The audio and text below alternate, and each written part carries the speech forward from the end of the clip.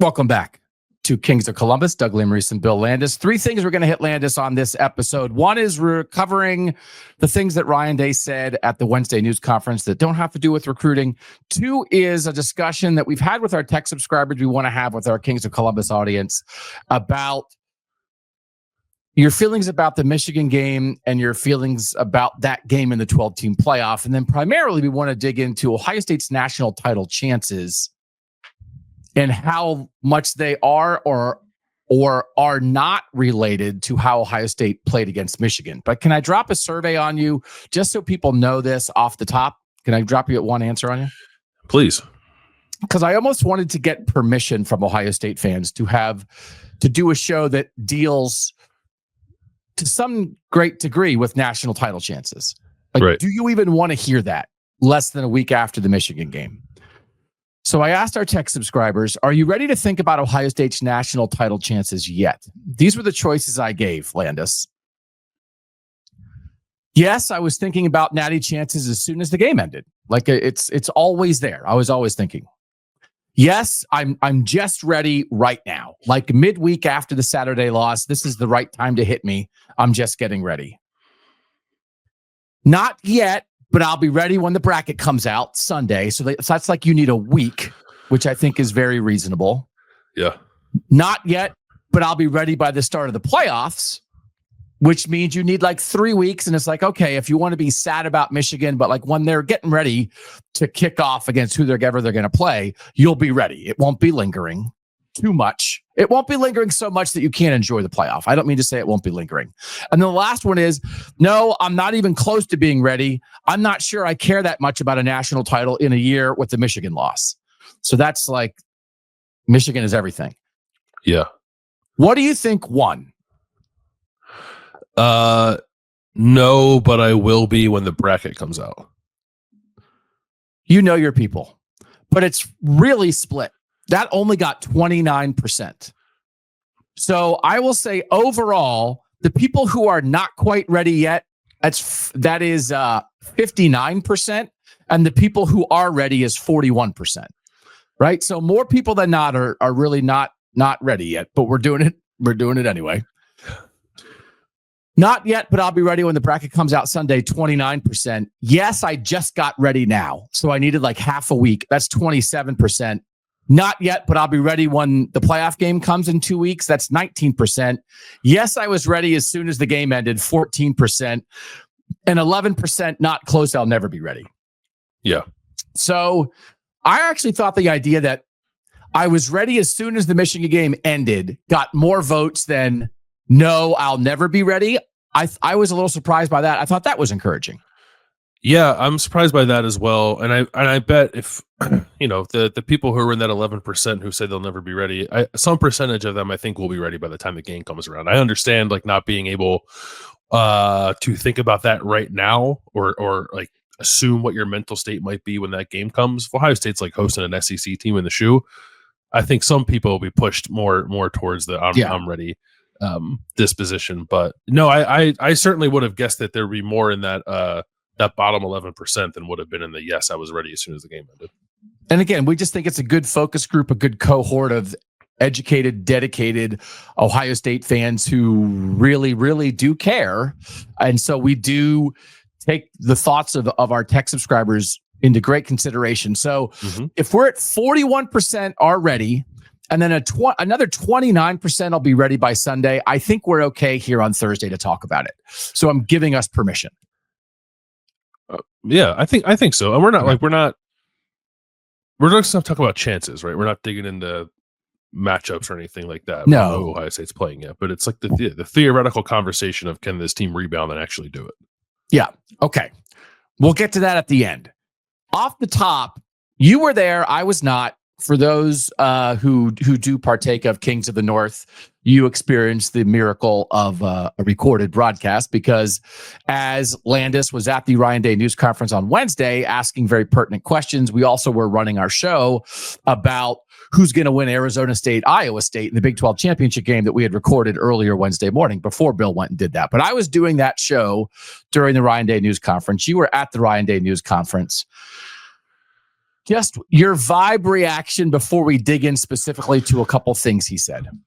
Yeah, I guess like I remember 2022, all three like post-mortems on Michigan have been bad and not had tremendous energy. I remember 2022 being quite bad.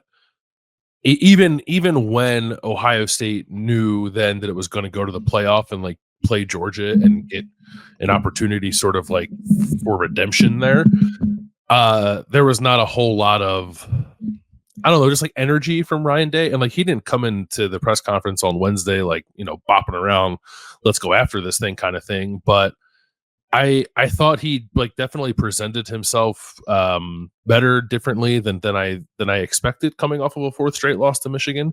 Part of that is because he had a really good recruiting class to talk about, and the way the press conference was structured was that you know, the couple of recruiting guys who for whom like that is primarily, if not entirely, their job, got to ask a couple of recruiting questions off the top, which I didn't have much of an issue with. I think it made sense to kind of split the two, almost have two press conferences in one.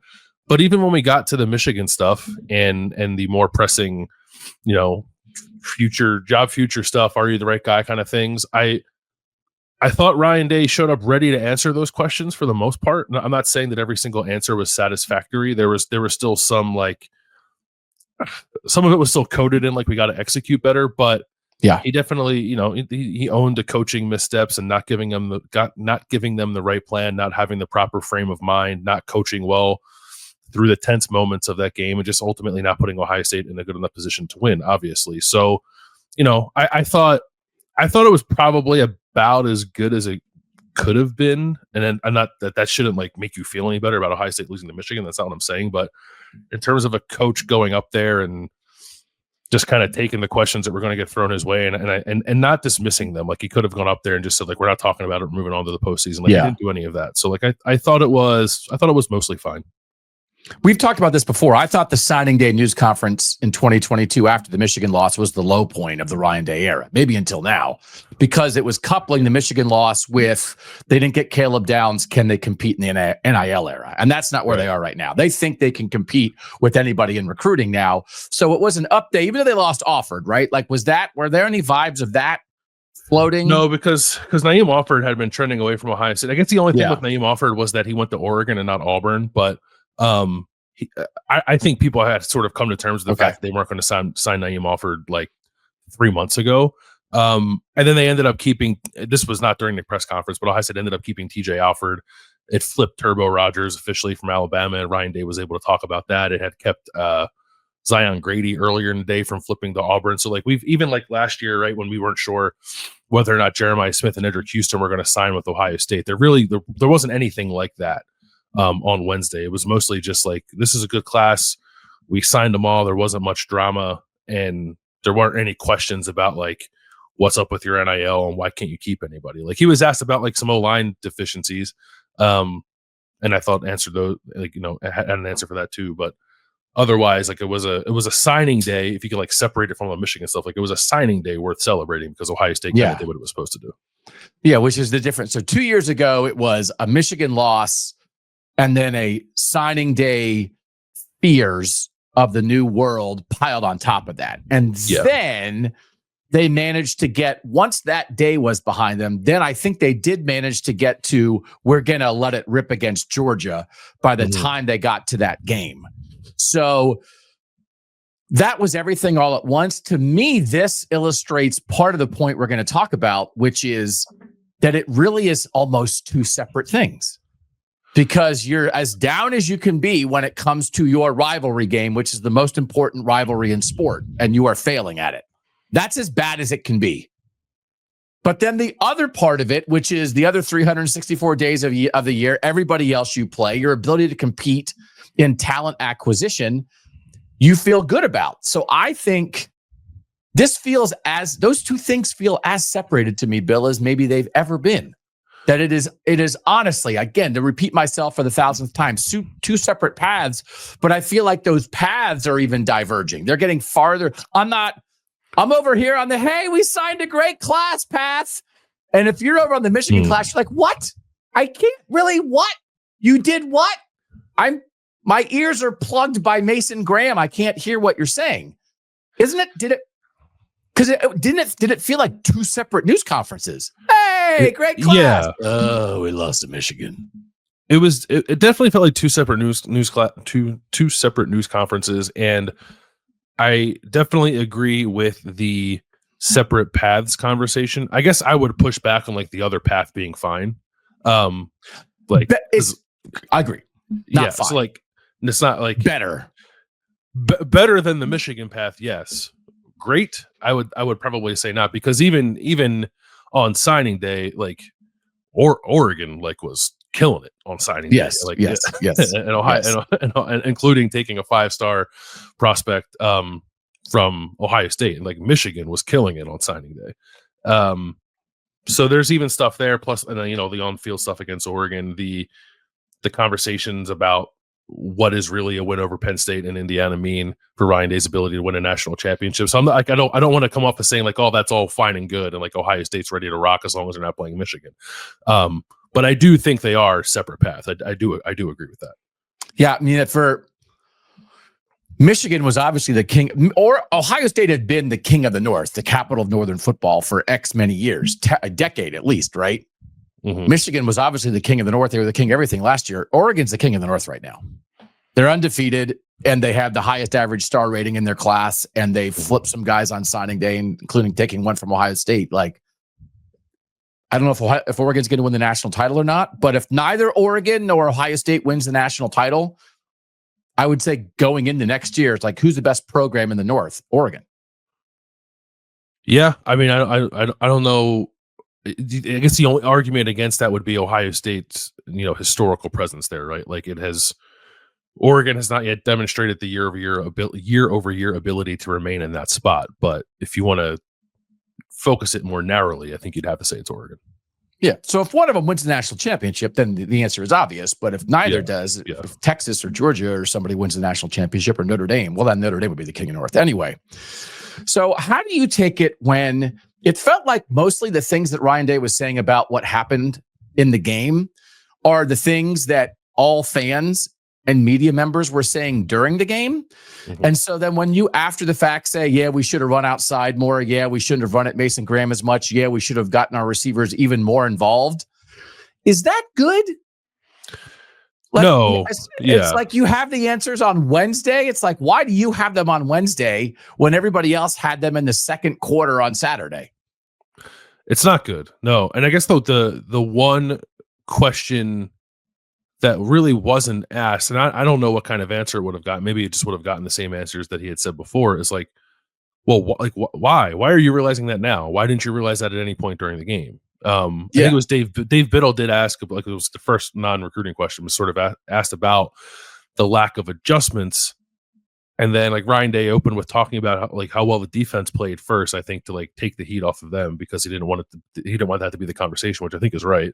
But then he just sort of like acknowledged the adjustments that should have happened, but didn't explain why they didn't happen. And there was a follow-up to be asked by anybody in the room, including myself, about why they didn't happen. Like what is missing in those 3 hours while the game is being played that you can't realize that in the moment and get to it during the game to give yourself a better chance to win it? Why 4 days later, whatever it was, 5 days later, or do we finally get an acknowledgement of what were clear missteps in that game? Because that's the whole point, right? If your head's buried in the play sheet, sometimes you can't see the forest through the trees. Right.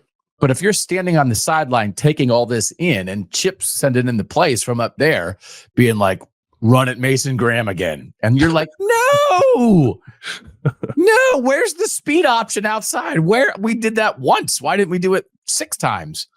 Mm-hmm. So then it felt like in the end, it's not that Ryan Day was hollowed out by the game and can never recover.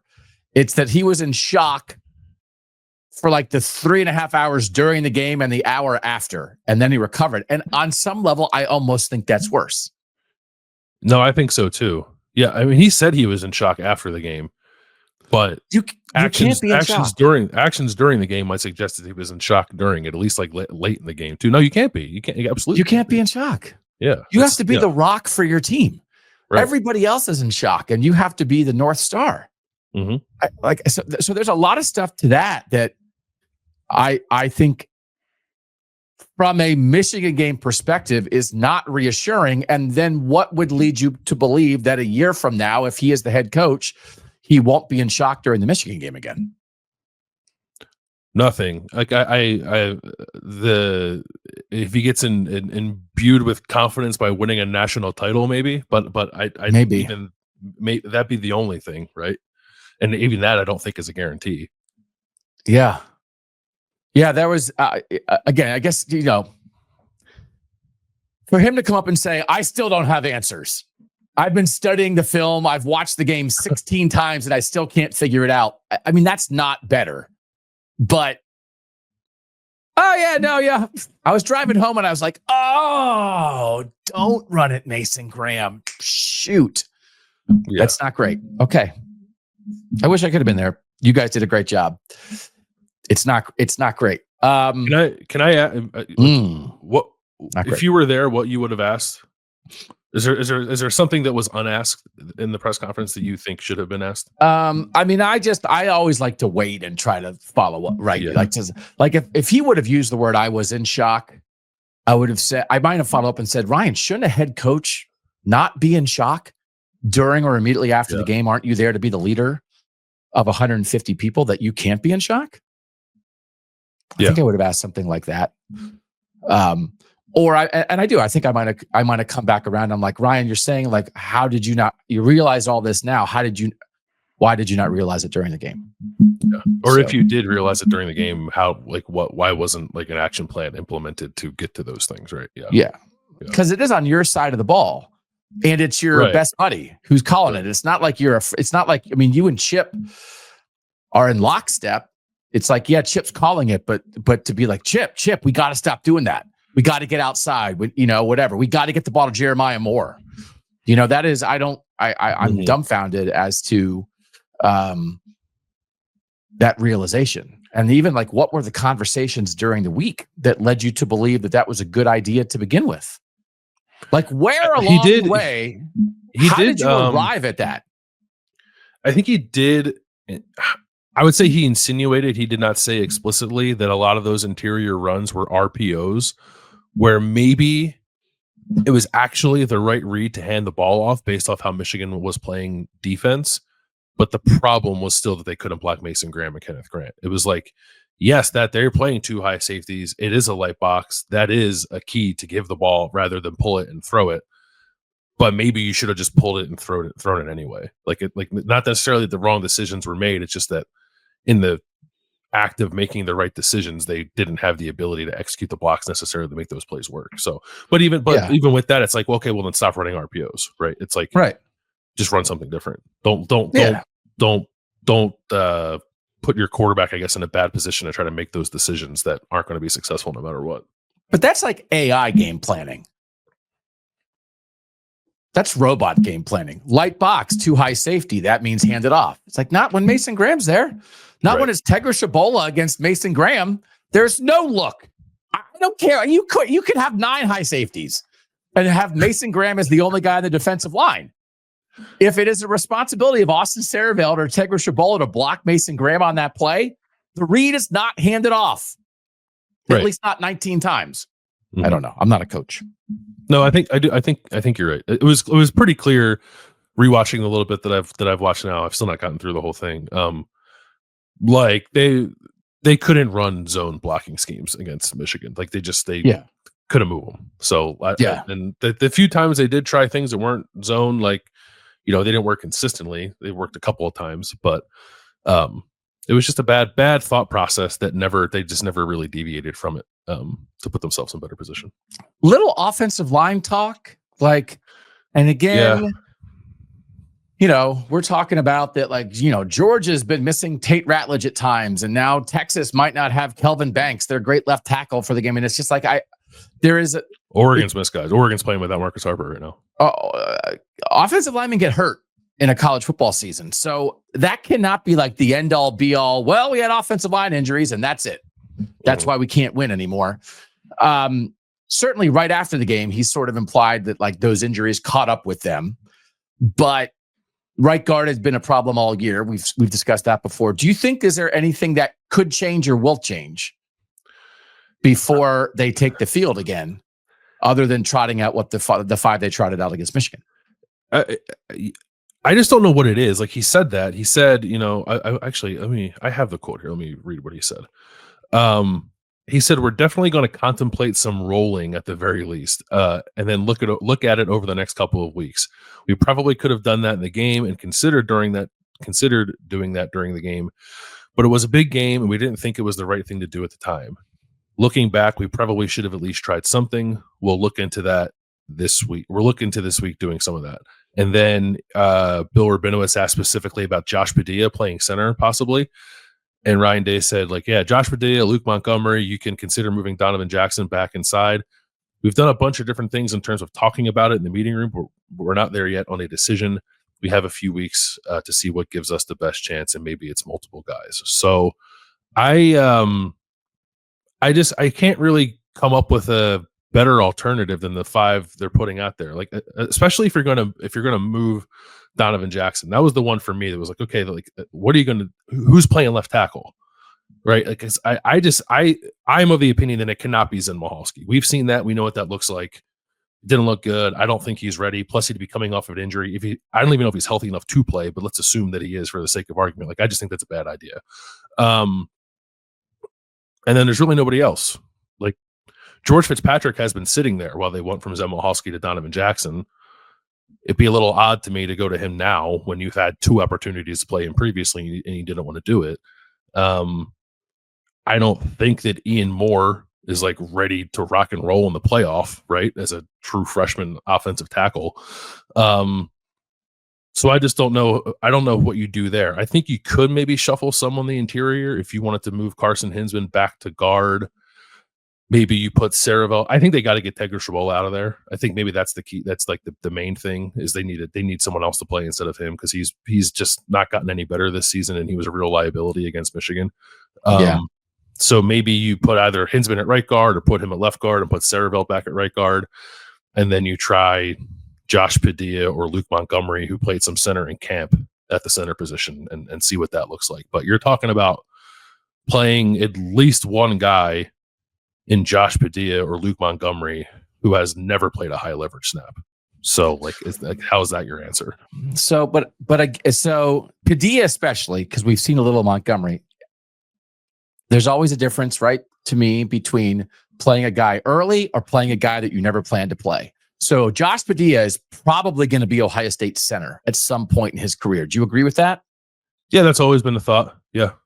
So, and this is his second year, right? Mm-hmm. Yeah. So it's always one of those, well, by the end of your year two, it's like you're a junior anyway, right? Or whatever that he's been. So if it's just Josh Padilla early, but they think he's smart and that you can help him build some confidence and he's now big enough for the things that he's gone through, that's not insane to me. It's more one of those things of like, was it ever, I know you're higher on Zen Mahalski than I was, but it's like, was it ever anybody's plan that Zen Mahalski is going to be the starting left tackle at Ohio State? And now you're doing that. That's the thing that worries me more. Although Hinsman a year early was the whole thing last year, and that didn't really work out. That it wasn't that Hinsman was never going to be the center, is that it was Hinsman a year early. So I'm also aware of that, but that doesn't seem like an impossible switch to me. A tackle switch seems impossible to me. Yeah, I would agree with that. I don't know. I just don't think you can move Donovan Jackson as much as you may want to, unless you're going to put Austin Saravel to tackle. But I'd rather have Donovan Jackson there. Yeah. I mean, Josh Padilla is in his second year, as you said. He was a 4-star prospect. He was a top 250 player in the 24/7 composite. I think he's gotten bigger over the last 2 years. They haven't listed as 6'4", 295. So like maybe that's a little light, but maybe you can use his athleticism at the center position if that is the case. He's played 29 snaps. Yeah. He didn't play at all as a true freshman. He's played 29 snaps this year. Okay. I would consider it. If you have a guy, if it's non-functional. And I do agree with you. I think right guard might be non-functional. Yeah, I if that's the move you want to make, then I'm okay with that. I just the switching out the tackle thing is what would make me really nervous. Yeah, I agree with that. Okay. the game. What was like the chatter like? Because I always like to read the beat, because the beat gets sad and the beat gets mad and the beat, was the chatter because there's always like a chatter, and everybody goes into the chatters in their team room, they're chattering. Was it like, hey, it's signing day, the Michigan game is over? Or was it more like, oh my gosh, like nobody still can believe that Ohio State lost to Michigan? The latter, yeah. Okay. Like they're because there aren't like Berm's in the room, and he's obviously a big recruiting guy.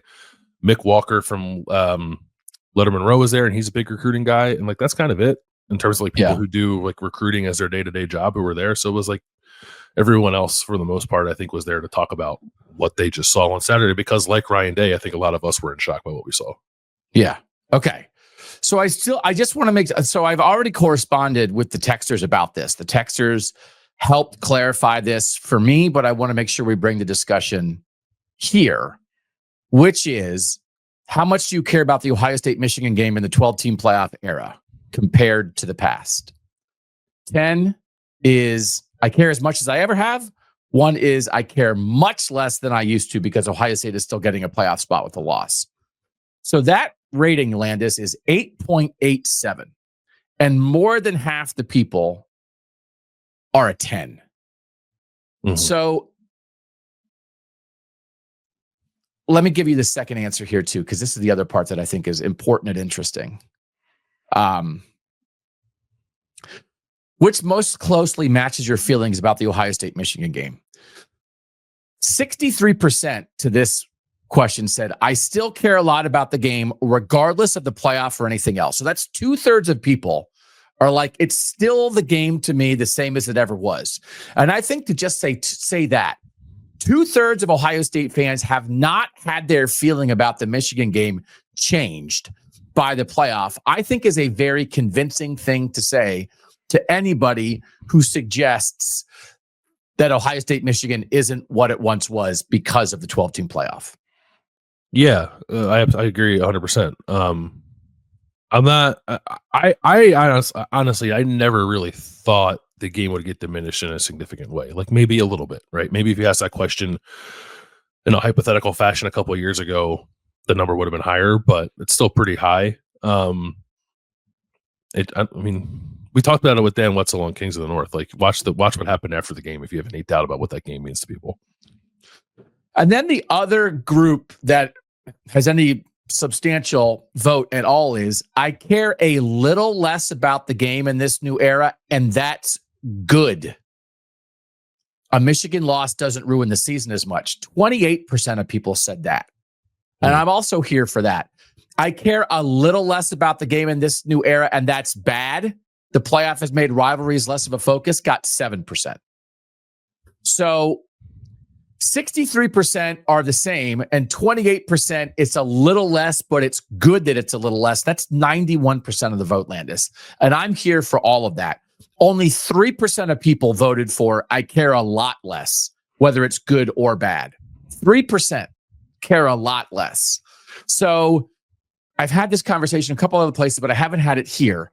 Again, to me, it is a heart and head conversation.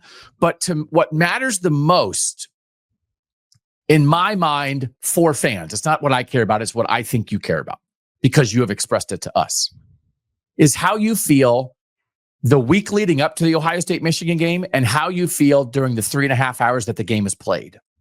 And if that is not diminished, then that's the most important thing. And I don't think it is.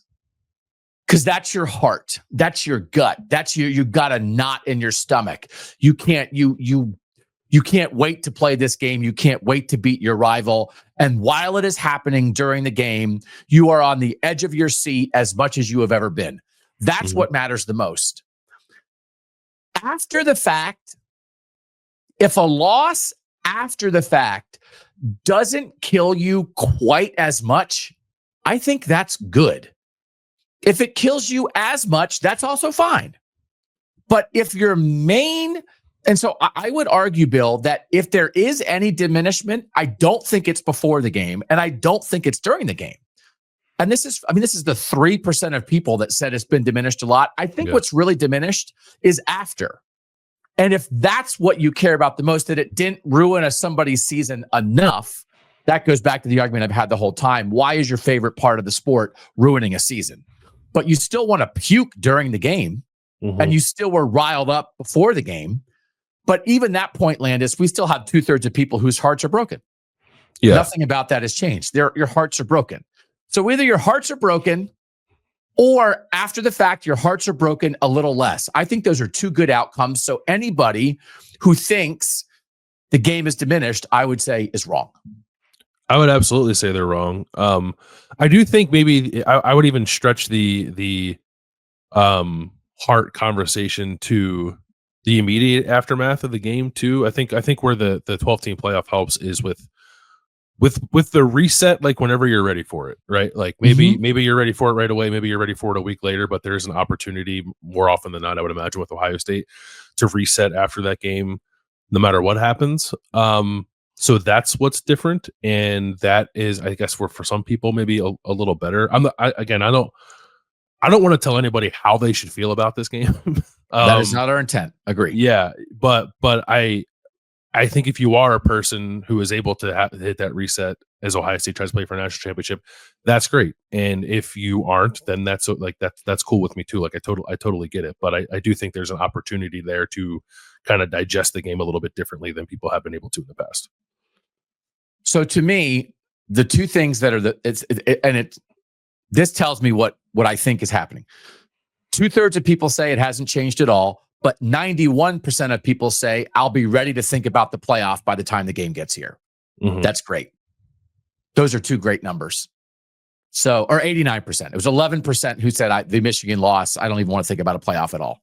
89% will be ready by the time Ohio State takes that field. So that to me is your heart is broken, but your head, with enough time, can wrap around the idea of there's still something to play for. And I think that is the best of both worlds. I thought this would be the best of both worlds. I do think being worried about it, the times that a lot of people were worried about, what if you have an Ohio State-Michigan rematch in a Big Ten championship game the week after the rivalry? What will that do? We're still not at that point. We certainly could get to that point. That was a discussion during Legends and Leaders. All of those things, I think it's a worthy discussion to be worried about protecting the game. Yeah. And then the thing was, well, whatever you do with the new world in the future, let's not ruin the game. Let's not move it to the middle of the year, right? Let's not do something like that. Let's not mess with the greatest thing because the world has changed. But I think what we've gotten to is the best of both worlds. And so congratulations to everybody for that. But if you don't think the Ohio State-Michigan game matters, you're just not in touch with people. I agree with that. I guess the one thing that I am having a difficult time wrapping my mind around, and I suppose this will take us on a little bit of a tangent, but I think other people are thinking about it too, is like we're discussing fan sentiment and shifting feelings on where this game falls sort of in the hierarchy of importance. I don't have a firm grasp on that dynamic as it pertains to evaluating job performance for like Ross Bjork to Ryan Day or Ted Carter to Ryan Day or, boosters and regents or whatever to Ryan. Like, do you and I know coaches have lasted here a long time not winning the Michigan game. So maybe that's the answer. But do you think how this game ultimately impacts coach longevity has changed as well in the 12-team playoff? Or like how much should like success against Michigan actually factor into whether or not Ryan Day or anybody would be the head coach here? I think it factors in tremendously. And I think the only thing that's changed, I don't think it's a 12-team playoff. I don't think the 12-team playoff is a get-out-of-jail-free card. We've talked many times over the years that John Cooper would have been helped greatly by a playoff, because John Cooper in a 12-team playoff, John Cooper would have been in there like every year practically, even with Michigan losses. So he was only defined by Michigan losses, because then a Michigan loss took away Ohio State's chance at a national title. I think if this had happened back then, I think we'd already be there. It would be like, what's it like for Ohio State to lose to Michigan and win a national title? I think it already would have happened. If Coop had a 4 or 12-team playoff, I think it would have happened. It would not have excused 2-10-1, but the main thing about 2-10-1 is it couldn't happen in the modern era because of social media, because of the intensity, because of the money. That's what I think would prevent us from ever getting 13 years of Michigan failure, you would never get to that point. But it's not because the 12-team playoff is bailing you out. But to me, and we'll move on to our final part of this conversation. You did a good job taking us there, which is like discussing an Ohio State national title within the context of this. What does one have to do with the other? I think both are equally important. That's where I have officially landed now that we are here. And just in any job, if there are two things that you are tasked with in your job and you're terrible at one, probably the only way to keep your job is to be awesome at the other. I don't think there is a way to keep your job being terrible at one thing and pretty good at the other thing. If you're pretty good at both, that's a good way to keep your job.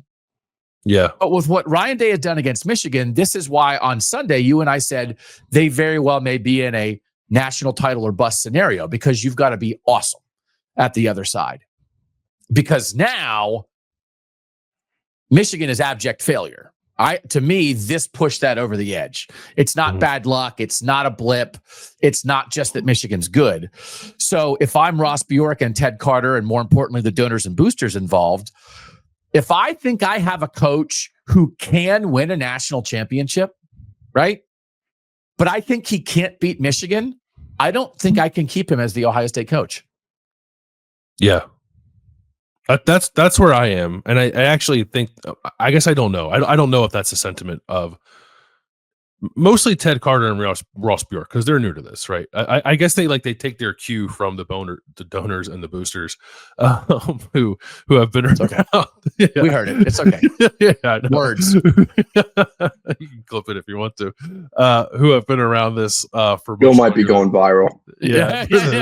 I don't think I finished the word entirely, but yeah. Anyway, I don't know their like tolerance for Michigan failure yet, right? Because they're new to it. But I putting myself in their shoes, I would agree with what you just said. If there's no confidence you can beat Michigan and only some confidence that maybe you will win a national title, then I don't think that's good enough. And then it's one of those things that we just haven't had this. Again, this rivalry is so crazy that we just have not been at equilibrium in the rivalry in so long that it's just wild swings back and forth. But then I also think, and this is what, until this loss, like I would just, for Ohio State fans who are like, you can't lose to Michigan. It's like, well, you can lose to Michigan sometimes. You don't have to go undefeated against a good program. That's not realistic. So if you are an Ohio State coach, they're good and Ohio State is good, and you're splitting it against Michigan. But more importantly, I even think as important, maybe not more important, but as important is playing your best. And that's the thing too, is like still, I think Ohio State is 0 for 4 the last 4 years in playing its best game, right? Like they played pretty well last year, I think, right? Like again, that's a 15-0 team they hung with. The Climate Cord pick, whatever, I don't know. But like this performance, so if you are splitting with a good Michigan program and absolutely in the national title mix every year for Ohio State in the mix, that's great. I think that's great job performance. That's pretty darn good on both paths. And then to say, no, you must beat Michigan every year, or no, you must win a national title every 5 years or you're going to get fired. That's when I say, well, that's crazy to me, right? You've got to be competitive and playing your best and then acknowledging that other teams are good too. But the Michigan path is so far off the rails that it requires near perfection on the national title path to me. So 2 years ago, we have a great example, right? I mean, they bounced back. And again, we've called that the best loss in Ohio State history. It really reset the program going into that offseason. The Michigan loss did not hang as hard as it would have if they had not been as competitive with Georgia and they were that close to winning a national title. And as disappointed as people were, didn't you think the fan base in the end took that as more of a positive than a negative, that they came that close to Georgia, but they played their butts off?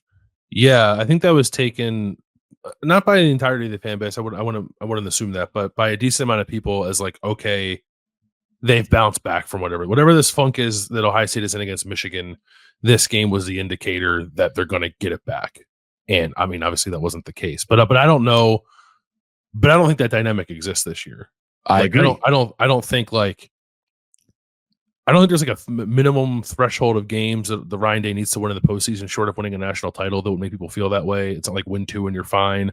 I don't think it's like, play well against whoever, Oregon or Georgia or Texas in the quarterfinal, and that's enough. I think anything short of actually winning it all would leave people feeling empty. It's not the same thing as 2022. Yeah, there's two main differences. One is 4 Michigan losses is twice as many as 2 Michigan losses. And the other is that was still viewed as a monster Georgia team that was the defending national champ. There's not a team like that out there right now that you would go, oh, man. Well, Ohio State played them down to the wire and they just ran into a monster. There's nobody out there, and we can show the national title odds right now, Mike. There's nobody out there that is that much better than Ohio State, because according to DraftKings, Oregon is the favorite at plus 350, like 3.5 to 1 to win the national title. Texas is plus 400. Ohio State's plus 450. Georgia's plus 500. That's basically a 4-team toss-up. And then Notre Dame's plus 800 and Penn State's plus 900. And then everybody else is more than 10 to 1. So there's not a Georgia out there. So there's not like a good, there's no way you could have as good of a loss as that loss, because that was Georgia defending national champs in their building with injury stuff against Ohio State, which emphasizes your point is probably you better win. You better win. Yeah. There's not the Ohio State would probably be favored in every postseason game it plays, right?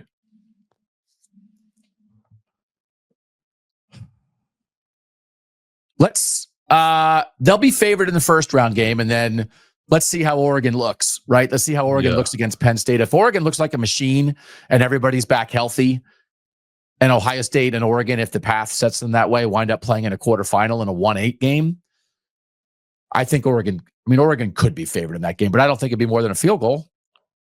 Yeah, maybe it's like a pick 'em. I don't know. I can't. What was Ohio State was favored in Eugene, right? So, and then lost by a point. I think they might have been a 1-point underdog. Did it flip by the end? Okay. But bottom line is, it's basically a pick 'em. You think on a neutral field, even given Ohio State's loss to Michigan, you still think it's about a pick 'em on a neutral field. Yeah, I think against anybody, if not, they'd be favored. Yeah, I don't think they're more than if they're an underdog, it's not by more than a point or 2 against anybody. Right. Okay. So then let me ask these 2 questions. I asked the first question of the texters.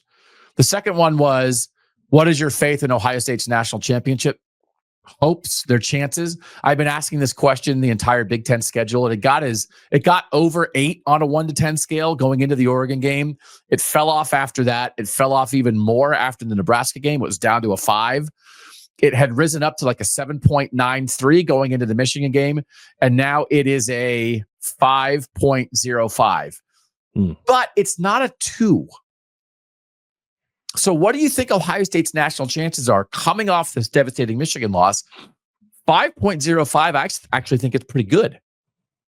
Yeah, I'm a little surprised that it didn't totally crater. But I do, even if you wanted to have the conversation of like it's a Michigan problem and otherwise it's not applicable to the rest of what Ohio State would do against the rest of the country.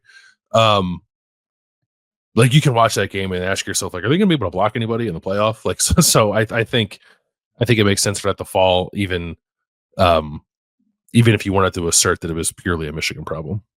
And that's the other question that we asked. Yeah. Which is closest to your feelings about Ohio State's national chances and how they relate to the Michigan game? These are the choices, Landis. They are the same thing, a sign of a great team. If you can't beat Michigan, you can't win a national title.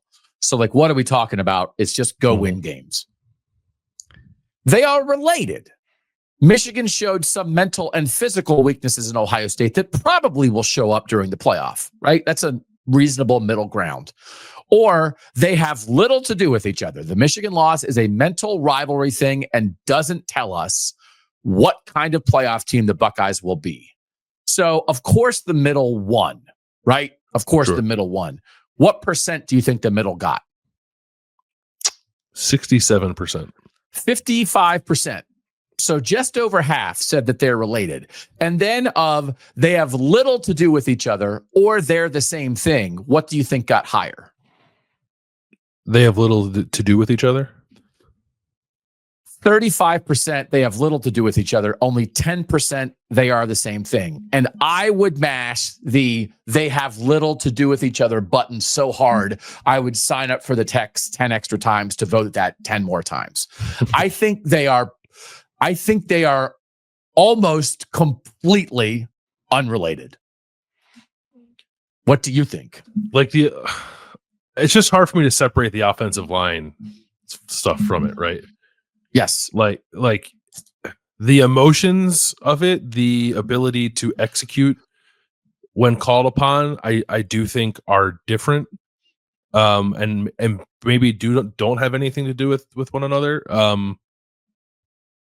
But they're going to face other good defensive linemen too. So I guess if the thought process is like, yes, Ohio State has some personnel deficiencies it needs to work around, and because Ryan Day's brain won't be filled with anything other than a big maze block M, maybe they'll find better ways to get around those deficiencies than they would otherwise against Michigan. I guess that would be the explanation that I would find satisfactory if you think they're not linked at all. If Ohio State had played a team other than Michigan, same players, same matchups, different uniform, do you think they would have run at Mason Graham and Kenneth Grant as often as they did on Saturday? No, I don't, because Ohio State had similar issues against Derek Harmon in Oregon, and threw 19 times for 193 yards to Jeremiah Smith and Emeka Egbuka. Yeah. No, I don't think they would have done the same thing. So that's my point. That agreed. Interior offensive line is an issue, and there are good defensive lines to come, including a Derek Harmon, Jamari Caldwell defensive tackle matchup with Oregon potentially. Mm-hmm. I just think there's zero chance they would go about it that way. And now, so there's the question I already asked if Michigan had been wearing different jerseys, but now there's also the lesson learned. Let's not do that again. Mm-hmm. We thought they learned some lessons from the Oregon game and applied them well. They better learn those offensive lessons from this Michigan game and apply them. So even from a football schematic point, they acknowledge their weakness. They're going to maybe try to fix it, but I think more than trying to fix it, they're going to work around it. And maybe there was still a little bit of, most of it is the Michigan run game toughness conversation, which just makes you want to set your hair on fire. But maybe there was a little bit of like, yeah, you know what? These guys have been playing pretty well. Like maybe we can actually do it. And it's like, oh no, we can't do it. So there might be a football realization in there along with the toughness conversation. The only thing that I would consider, and it's a big thing to consider, like I think the only part of this is, are they down? Are they sad? Right. And is their head coach sad and down? Because 2 years ago, the other part of it was that it was not a given. It was like a miracle that they got in and they were back from the dead. This is like, well, we know we're in. Yeah. So there's not as much of a revival. So I think that was part of why they let it rip against Georgia, because it was house money. Mm-hmm. This is not as much house money. It's like, well, okay, we're still going to make the playoff anyway. So there's a lot of things that aren't quite as favorable there. To me, it is a non-conversation from a football standpoint. Do you think they can get over the mental hump, or will something linger from this Michigan loss into Ohio Stadium on December 20th or 21st? I think something will linger. Yeah, I don't, because it's not even removing the dynamic of like getting a second chance at life. They weren't expected to beat Georgia. They weren't expected to win a national championship. And now a lot of the world thinks they have to win a national championship. And yep, I think that pressure combined with, like, honestly, it might almost be better for them to play on the road in their opener. They're not going to. But I think that pressure combined with the lingering sadness of losing to Michigan again, I don't think creates a favorable cocktail. I 100% agree with that. Tell the story of the Netflix documentary about the clapping in Philadelphia. The clapping? Oh, the Trey Turner thing? Yeah. What's the story about? Like why it is the way it is? Because like he sucked. Like why it exists? Yeah, Trey Turner signed with the Phillies for like $1 billion, and he was terrible. for like the first half of of his first season, and people were booing the crap out of him because he was performing poorly, and that's what he deserved. And then somebody said, "Hey, what if instead of booing him, we gave him a standing ovation?" And then like they did, and it worked. He started playing much better, and like had the second half of a season that an MVP candidate would have had. And then they made a Netflix documentary about it. It's only bad to have a home game if Ohio State starts slow and the crowd boos or the crowd gets tense. I do not want to be in the business of telling fans to not do what they feel in their hearts. And especially as it relates to pro athletes, booing millionaires is an American birthright. So, yeah. And you and I, coming from you much so more than me, but like, I think like cheering a failing millionaire is like, what are you talking about? Why would I ever do that? Yeah. But this is your college team. And we know NIL is here, but this is the team that you love. And I do think there is an opportunity for Ohio State fans. I would never like tell Ohio State fans to do this. But if in that game, the other team jumps out to a 7-0 lead, and Ohio State on its second drive down 7 goes 3 and out, and the crowd boos, that could be it. So if you want the Ryan Day era to end, right? I mean, if you this is it. They failed. We need a clean slate anyway. Great, right? But if you want to try to have this team reach its potential this season, I think they might need some rally the troops kind of clap for the failing billionaire scenario in Ohio Stadium in the first round of the playoffs, Landis. Yeah, I mean, I guess I will say, so I actually have it in my notes from the game. I didn't mark it down. Maybe it happened earlier, but I don't think the crowd booed the offense until its 3rd possession of the second quarter. Okay. So like Ohio State fans are smart. Like they understand the game. I think they understand their role in trying to help the team like through a game. I thought the crowd was really good against Michigan, and like it was like trying to give the team energy as much as they could until it just became apparent that the offense couldn't get its head out of its butt. So like I don't know that the crowd would turn on Ohio State's offense immediately. Because Ohio State has been a slow starting team for much of the year. How many games have we seen where like they go down 7-0 or like it's 10-10 at halftime and then they turn it up? So I think even in the Michigan game, I kind of felt like there was that expectation. It just never happened. So I don't know. I don't think they're going to lose the crowd immediately in that game. But yeah, if it were to happen at any point, I think it would be pretty tough for Ohio State to overcome. So I don't think you're off base there. And coming off a great home experience in the Indiana game, when Indiana acknowledged how good the Ohio State crowd was, Ohio State coach and players acknowledged how good the Ohio State crowd was. But I think we may be at the point where this team is not handling the pressure of expectations very well. Do you think that's a fair statement? Or do you think the Michigan game? I don't know.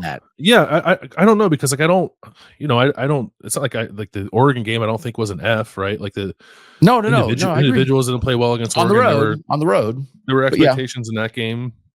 The offense, at least I thought, played pretty well. The Penn State game was a lower scoring game, but it was on the road, and Ohio State did what needed to be done there to win that game.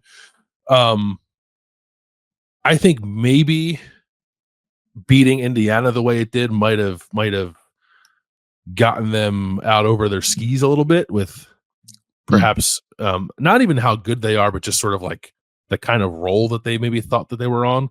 Because I don't think that we've seen like Death Star mode of Ohio State football, and not this year. We haven't seen it this year, but I wonder like if they thought that Indiana game was an indication that they were now that, and they were just going to like take it into the Michigan game and steamroll them.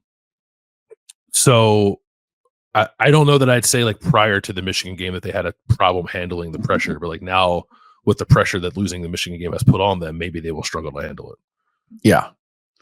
So do you think they can win the national title? Yeah.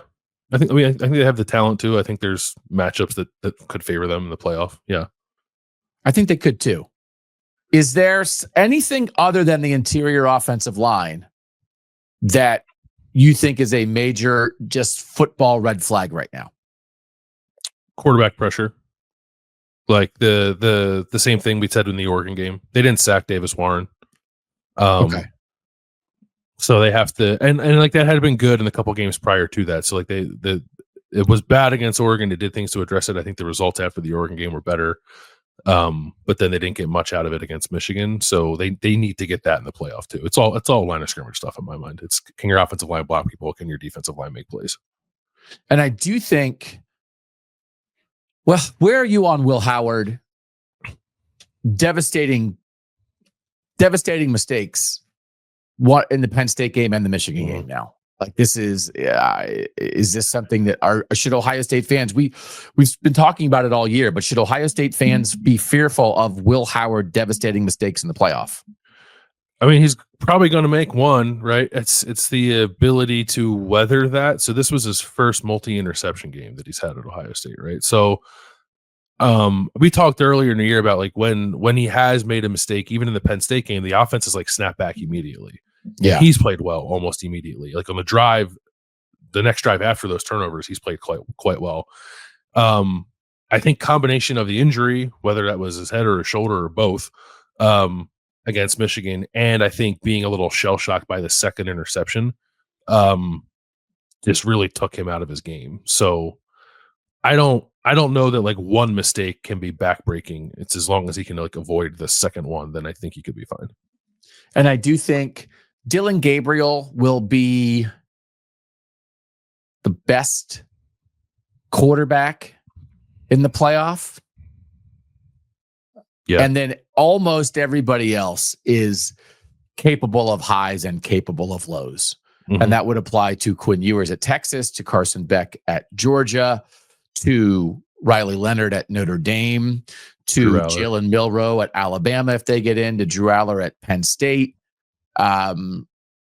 Curtis Rourke has been very good, but we saw what Curtis Rourke did against like the two best defenses he faced. Mm-hmm. So I don't think Will Howard would give you a quarterback edge in any of those matchups, but I think he would be, other than Dylan Gabriel. And then again, in the middle of the year, Dylan Gabriel had a game here or a game there, but Dylan Gabriel did not have a game that really mattered like what Will Howard did against Michigan, right? No, even the game that he played poorly, which was Wisconsin, like, and they gotta have it drive. He was awesome. Yeah. So Dylan Gabriel will be the best quarterback in the playoff. And if Ohio State plays Oregon, they would, if we were just doing quarterback, who's better, we'd pick Dylan Gabriel. Other than that, I wouldn't be convinced that like Quinn Ewers or Carson Beck or anybody else I listed is definitely better than Will Howard. Yeah, no, I would. I honestly, even like I wouldn't say, given their current form, that Will Howard like will outplay Dylan Gabriel. But it's not like we're not talking about Trevor Lawrence here, right? I think I think in any of these playoff matchups, like it's practically even at quarterback, and that will probably be what decides most of these playoff games is like what version of your quarterback shows up. But Will Howard would stand a decent chance to end that game looking like the best quarterback, I think, no matter who Ohio State played. I mean, it was pretty even the first time, right? Yeah. Will Howard threw for 326. Yeah, I kind of thought Howard. I thought Howard maybe even threw it a little better than Gabriel in that game, but Gabriel used his legs a little more effectively. Yeah. Okay. So that's what we needed to talk about. We just needed to touch on some of this national title stuff because it's around the corner. And so you and I sent not dueling texts, but after the rankings were announced on Tuesday night, I sent a text and I was like more definitive. I'm like, they're kind of locked into an 8-9 game. It's going to be Ohio State 8, Tennessee 9 in the first round. Of course, Ohio State's definitely going to get a home game. But then you came back with the text, and just so people know, it's like you and I talked about it, and you sent a message to me, and we're like, what about this? And I was like, yeah, you're right. Why don't you text on that? It wasn't you just being like, Doug, idiot. Well, maybe it was, but at least you reached out to me before you sent it to hundreds and hundreds and hundreds of people. It still could be, I think, that Ohio State is the 8 and Tennessee is the 9, and that nothing really in that area of the rankings fundamentally changes. That If Penn State loses, they're not overly punished for losing to Oregon in a national title game. Same thing for the SEC title loser. Notre Dame is already ahead of Ohio State and is going to stay there. And so if the current rankings, if that would hold, and it's Big Ten title loser, SEC title loser, and Notre Dame in some order in the 5, 6, 7, then Ohio State's the 8. The question is whether the Big Ten title loser and or the SEC title loser could move behind Ohio State, which then would move Ohio State up to the 7 spot or the 6 spot. What do you think about all that? I don't know what to think about it because I don't know what the committee's going to do with that. Ward Manuel, the Michigan AD, who's the committee chair or spokesperson, I guess, said a couple of times that they weren't going to like drastically alter their thoughts and opinions on teams that weren't playing in the conference championships based off what happens in the conference championships. But I don't like that's mostly an Ohio State conversation anyway. So I don't know. Like I don't know what their appetite would be for punishing teams that lose conference title games. It would probably depend on what that margin looks like. Like if Penn State gets its doors blown off by Oregon, I would think there's a very good chance that Penn State would fall behind Ohio State. If that's a close competitive game, maybe Penn State doesn't fall behind Ohio State. If Penn State wins and Ohio State has a win over the Big Ten champion on the road, could that push Ohio State past Notre Dame? Like I don't know that that'd be unreasonable. I don't think I'd guess that, but I don't think it'd be unreasonable because Ohio State's resume does stand to improve based off what happens on Saturday. Would a 3-loss Georgia team be behind Ohio State? Would a 2-loss Texas team without much in the way of good wins be behind Ohio State? Like I don't know. I Ward Manuel, I think, very strongly suggested that they're not going to do a whole lot of moving around teams that aren't in conference championship games. But I don't think I believe that. I think they will. So I'd be surprised if Ohio State goes ahead of Notre Dame. I would be surprised by that too. I think sitting on their couch. Yeah. If you're sitting on your couch, I don't think you pass anybody also sitting on their couch. I think I agree with that. But I do think if and when Penn State and Ohio State have the same number of losses again, the head-to-head will come back into play, which would then put Ohio State ahead of Penn State. Both will host, but I think they would put Ohio State at 7 and Penn State at 8. I think that's not impossible. And then it depends what happens with Clemson, SMU, what happens, whether it's Boise State or UNLV. Of then if Ohio State's the 7, who the 10 would be. And whether that 10 matchup would potentially be Indiana. Mm-hmm. Would it potentially be the SMU or Alabama potentially? Or could it be the Big 12 champ? So that's we get into that realm where it feels like Tennessee's the 9. So I think if you're that northern 8, you're hosting Tennessee. So that feels whether that's Ohio State or maybe Penn State is interesting. So it's a little hard for me to imagine. Well, I guess not. The Penn State would fall because they're 3 right now, but they'd actually only fall to 6 or whatever. But it's that there's 2 other teams. Anyway, Ohio State's could be the 8, maybe could be the 7, but they're going to get a home game, and you guys are going to get to go see it. Yeah, they'll most definitely be at home. I don't really think that was ever in doubt, even after the game. Like Ryan Day was asked a question about these guys playing their last game in the shoe. I was like, I'm pretty sure we're going to be back here. And I think that's clear now. The only other thing I get it's in the little one sheet FAQ for the college football playoff seeding criteria. They say they don't take rematches into account. Like they're not looking to avoid them. When they actually sit down and it's time to make a real bracket, will they? And will that change Ohio State or Indiana seeds? Because do you really want to see that game again after we just saw it 2 weeks ago? I mean, I guess it'll be almost a full month removed from the game itself, but that game will still be fresh on people's minds. Do you actually want that matchup again? Because the thing that would happen is especially if Ohio State's not the 8 and it turns out that you're deciding who's going to play at Notre Dame and who's going to play at Ohio State. Mm-hmm. And you have a chance to make an Indiana Notre Dame game and an Alabama Ohio State game, or an Alabama Notre Dame game and an Indiana Ohio State game. I think you make Indiana, Notre Dame, and Alabama, Ohio State. Right. I agree. Yeah. Because Alabama, Notre Dame would be cool. Alabama, Ohio State in the first year of the 12-team playoff in the shoe would be, TV would be crawling all over itself to make that game. And then you get this crazy in-state matchup of Notre Dame and Indiana, which would also be super interesting as opposed to an Indiana-Ohio State rematch. So, Bama in the shoe? Anybody want Bama in the shoe? I wouldn't mind Bama in the shoe. Back? Tennessee in the shoe would be pretty cool too. Tennessee in the shoe would be pretty cool. Ohio State and Tennessee have only played once. Oh, for real? Yeah, they were one of those. They had like it on the. They had that on the. Once upon a time, they had a series scheduled and canceled it, along with a bunch of other stuff they canceled. So anyway, all right. I think we're waking people back up here. We know a lot of you are like getting ready anyway, but it's because like there's one thing to say, like Tennessee, Ohio State, the shoe is interesting. If you hadn't been thinking about Bama, because there's like, oh, should Bama be in? It's like if you can send Bama to Columbus, it's like let them in. So yeah, let them in. All right, that'll do it for this edition of Kings of Columbus. We will not have.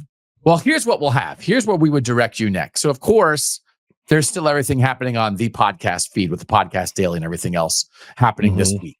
But here's where we would direct you on Sunday to Kings of the North, because Bill and I are both going to be at the Big Ten Championship game on Saturday night. We will have a post-game show Saturday night on Kings of the North.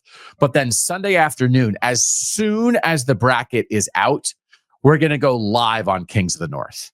And we're going to be talking about what we almost 100% assume is going to be 3 of 4 games in the North there. And so you'll get all your Ohio State matchup talk there that you want. In addition to who is Penn State or Oregon playing, what's Notre Dame doing, how's the bracket matchup, all that stuff. So we would love to have the people here come join us on KOTN on Sunday. We would. And then Ohio State will have availability on Sunday, probably 2 or 3 o'clock. And then there'll be some snap judgments in this feed after that too. I'm hoping that I'm going to be able to do the Kings of the North show and then go to the Ohio State availability, but we'll see. 2 jobs, Landis. That's right. Sorry, man. We'll try to let you have 2 jobs. When it would talk about heartbroken. If you could only do 1 job, you'd be like, oh my God. You'd feel terrible. I would feel terrible. Like, what if you only worked 8 hours on Sunday instead of 16 hours? There'd be a hole in your heart, right? Yeah, the good news is we get to leave Indianapolis at 6:30 in the morning to make sure we're back in time, and then get back home and then work a 12-hour day. Yeah. All right. Thanks to you guys for being here. Thanks as always to our producer, Mike Yorstowski, for making us look good and sound good. Kings of the North on Thursday. Big Ten breakdown. Penn State, Oregon, MAC breakdown, Miami, Ohio. Not Miami, Ohio. Miami versus Ohio. And a bunch of other stuff. So we'd love to have you join us on Kings of the North, but we appreciate you guys joining us here on Kings of Columbus. For Bill Landis, I'm Doug Lesmerises, and that was Kings of Columbus.